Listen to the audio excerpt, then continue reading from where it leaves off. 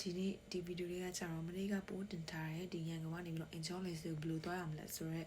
ဒီ step by step ဗီဒီယိုမှာဒီမနေ့ကပို့ပေါ့နော်အကယ်လိုက်ကျူရီဘိတ်ကအကူပေါ့နော်သူက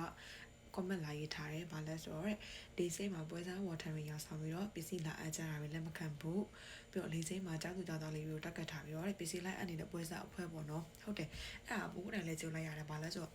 ဒီပို့ luggage ကိုတည်ပြီးဝင်လာတော့ဒီဦးလေးတယောက်ကဒီ water cup ကိုချိန်ထား water cup ဆိုလည်းပဲဟိုလိုမျိုးကြီးstandard ရှိတဲ့ water cup တော့မဟုတ်ဘူးဒီတိုင်းပဲ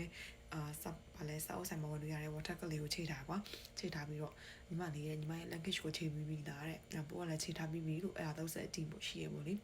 ဒါပေမဲ့30တိလုံးဝမရဘူးတဲ့မဟုတ်ဘူးညီမ kg ပိုဝယ်မှာလို့ပြောလိုက်တာအဲ့ဒါ तू ကမဟုတ်ဘူးလေညီမ kg ပိုဝယ်လို့ရှိရင်လည်းတော်တော်ထိသွားမှာတဲ့โอเคလေအဲ့ထားရတော့ဘယ်လိုလုပ်ရမလဲဆိုမေးလိုက်တော့သူကဒီထဲအားတဲ့ 7kg ကိုယူထုတ်ပြီးတော့ဒီပိုးကိုဟင်းကဲပြီးလုပ်ပေးတဲ့မောင်လေးတယောက်စီကိုဗာလဲပေးလိုက်ပေါ့ပေးလိုက်လို့ပြောတယ်ဒါပေမဲ့ဖြစ်စင်တော့ဒီဟင်းကဲပြီးလုပ်တဲ့မောင်လေးမှလည်းပဲသူက 23kg နဲ့လုံးတော့ဝယ်ခဲ့ရကွာဝယ်ခဲ့ရဆိုတော့သူ့ရဲ့ hang carry လုပ်တဲ့ဟာကပုံမကျဖြစ်နေပေါ့နော်ပုံမကျပါမကျဖြစ်နေဆိုတော့သူကဒီလူကြီးကပြင်ပေးနေရပေါ့ဒါအဲ့ဒါကျတော့ပိုးကြုံလိုက်ရတော့ကောင်းတဲ့ကြုံချင်းနဲ့ကြုံလိုက်ရတာပေါ့နော်အဲ့တော့အဆင်ပြေသွားတယ်ပြီးတော့သူ့ကိုမုတ်ဖိုးလေးပေးပါဆိုပြီးတော့ပိုးကပတ်စံပိုးတို့နေရာပေါပြီးတော့ပတ်စံ1000ပေးခဲ့လိုက်တယ်အဲ့ဒါကျတော့ကိုအဆင်ပြေသွားဆိုတော့ဒါကျတော့မဆိုးပေါ့ဒါပေမဲ့ဖြစ်ပေါ်ဟာဒီပိုးဟင်းကယ်ပြီးလို့ပေးတဲ့ကောင်လေးဒီကောင်လေးကိုဒီwater cut ချိထားတဲ့နောက်တစ်ယောက်ကကျတော့သူတို့ကိုရီးယားမှာစိုက်ဖွက်ထားလို့ပြောတယ်ကိုရီးယားမှာမြန်မာစိုက်ဖွက်ထားဆိုပြီးတော့ပစ္စည်းကိုအပ်တာပါပစ္စည်းအပ်တယ်ဆိုပေမဲ့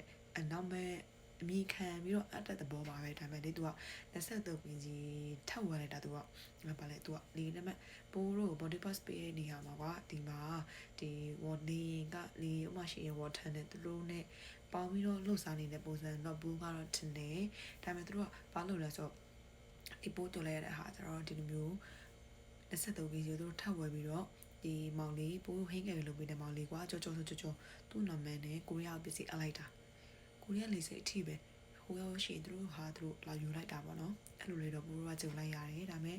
ဒီကိုပြောဖို့ရဆိုလို့ရှိရင်တော့ဒီမျိုးကိုရဲ့တယောက်စာ 23kg မှာတချို့ကြောင့်တာရဲကျတော့လုံးဝဘာမှမသိမလားလို့ရှိရင်တရားမဝင်မယ်ဆိုပြီးတော့အဲ့လိုတွေရှိတဲ့ကြောင့်ဒီလူတွေကိုသူတို့ကတက်ကတ်ထားပြီးတော့သူတို့ရဲ့ပစ္စည်းတွေအပ်တာတော့ညီလေးမင်းမှာ23kg ပြည့်သေးဘူးအခုကထုတ်ယူသွားလိုက်အဲ့လိုမျိုးညီမလေးမင်းမှာ23kg ပြည့်သေးလို့ဒီအထုပ်ကိုယူသွားလိုက်ဆိုပြီးတော့အဲ့လိုတဲခိုင်းတဲ့လူတွေအများကြီးရှိနေတယ်လို့ပြောတယ်ပြီးတော့ပစ္စည်းလုပ်ပေးမယ်ပတ်စံဘယ်လောက်ပေးရမလဲဆိုတော့လူလေးပဲပေါ့နော်အဲ့လိုတွေအများကြီးရှိတယ်လို့ကိုလည်းကြားလိုက်တယ်ကိုတိုင်းကြောရတယ်ဆိုပေမဲ့ကိုတိုင်းကြောရတာအရင်မဆိုဘူးပေါ့နော်အဲ့ဒါကြောင့်မလို့ကိုရောက်လာမယ်မောင်လေးညီမလေးတွေအနေနဲ့ကြတော့ဒီလိုမျိုးလုံးဝမဖြစ်ရအောင်လို့နံပါတ်1အချက်ကကိုရဲ့ luggage ကိုပါကို 23kg ဆို 23kg ပကတိကိုအေဂရေရတခါတည်းပေါင်ချေခဲ့ပါလို့ပြောချင်တယ်ပြီးတော့ဒီ international airport ကိုရောက်တာနဲ့ဘာမှမသူ့မှယုံကြည်မလို့ဘူးပြီးတော့ကိုကိုအကူညီပေးမယ်လို့ပြောရတဲ့လူတွေကိုလည်းဘာမှမယုံဘဲနဲ့ကိုပါကိုလောက်တာရှိတာကိုလုံးပြီးတော့ပိုးဗီဒီယိုထဲမှာပြပြထားတဲ့အတိုင်းအဆင့်30ကိုပါကိုဖြတ်လိုက်ရပြီဘယ်သူမှလောက်ကိုစမ်းလည်းမလို့သူတို့အစီအကူညီယူစားလည်းမလို့ပြီးတော့ပွဲစားခါလည်းပေးကြမလို့ပေါ့အဲ့အနေတစ်ချက်ကောအားလုံးကိုသတိထားစီခြင်းနဲ့ပြီးတော့ဒါကျတော့ဒီလိုအပ်တဲ့ပစ္စည်းတွေထဲမှာကောင်းတဲ့ပစ္စည်းတွေပါရင်တော့မဆိုးဘူးကွာဒါပေမဲ့အခုပြောထားရတဲ့လောက်ဆိုလို့ရှိရင်တော့ဒီမကောင်းတဲ့တရားမဝင်တဲ့ပစ္စည်းတွေကိုပါလို့ရှိရင်ဒီကိုရီးယားရဲ့ international incheon airport မှာဆိုလို့ရှိရင်တန်ငွေဆောင်ရတတ်တယ်လို့ပြောတယ်အဲ့ဆိုလို့ရှိရင်ကိုလည်းကြောက်ထပ်ဖို့လားဆိုတဲ့ကြောင့်မလို့ပြင့်တယ်တခုဖြစ်သွားရင်မကောင်းဘူးပေါ့နော်အဲ့ဒါကြောင့်မလို့ဘိုးပြောသလိုမျိုးပဲဒီလိုမျိုး water gun နဲ့လူတွေဆိုဝေးဝေးရရှောင်းပြီးတော့လုံးဝကိုယ့်ရဲ့တကူကြီးတခါရအောင်ကိုပါကိုအဲကနေပြီးတော့ကြိုးပြင်ဆင်လာခဲ့ဖို့ပေါ့တော့အချက်မေးချင်ပါတယ်ကျေးဇူးပါရှင်တကယ်လို့မသိတာရှိရင်လည်းပဲမေးခဲ့လို့ရပါတယ်